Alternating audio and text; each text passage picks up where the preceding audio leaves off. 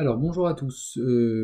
Cette vidéo donc a conclu le cours sur la technique et introduit, c'est le but, le cours sur le travail. Alors petite synthèse de ce qu'on a vu sur la technique. Ce qu'il faut retenir, deux choses. Première chose, la définition de la technique comme médiation. Une technique est donc une médiation, c'est-à-dire un moyen pour aller d'un point à un autre, ou pour le dire autrement, pour aller de la matière non transformée à l'objet fabriqué, c'est-à-dire à la matière transformée. Voilà la première définition. On a vu que comme objet technique, on pouvait compter à la fois l'outil ou bien la machine si on considère le perfectionnement de la technologie. Mais plus important, c'était la fin du cours, la technique est surtout un moyen, une médiation, c'est-à-dire un intermédiaire entre premièrement un désir insatisfait et deuxièmement un désir satisfait.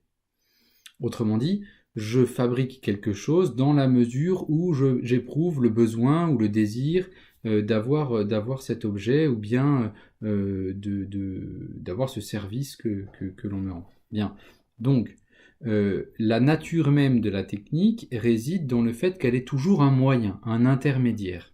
Quel est le risque de comprendre la technique autrement? Le risque, c'est de faire de la technique une fin en soi et non pas un moyen. C'est-à-dire de considérer que tous les moyens techniques que sont par exemple les objets techniques, les outils ou bien les machines, sont non pas un moyen pour obtenir autre chose, mais ce qu'il faut rechercher en soi, pour soi.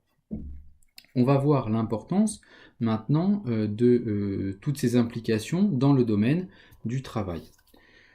Pour introduire simplement le cours sur le travail, revenons à l'essentiel du chapitre, à savoir, nous allons essayer de comprendre en quoi la société commerciale, c'est-à-dire fondée sur les échanges, ne suffit pas pour véritablement créer une société humaine ou fonder une société humaine.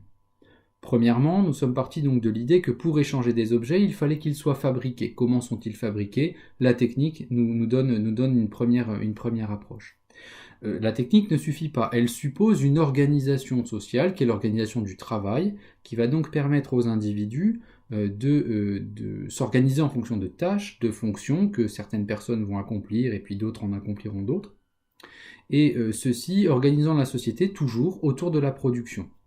C'est donc ce chapitre qu'il nous reste que nous allons commencer maintenant, hein, ce cours sur le travail que nous allons commencer maintenant, et cours pendant lequel nous allons nous demander précisément en quoi, qu'est-ce que c'est exactement que l'acte de travailler, qu'est-ce qu'il suppose, et qu'est-ce que suppose l'action du travail à partir du moment où on prend en compte qu'elle nécessite la technique, quelle est l'application de la technique, mais cette fois-ci sur un modèle plus organisé à l'échelle d'une société.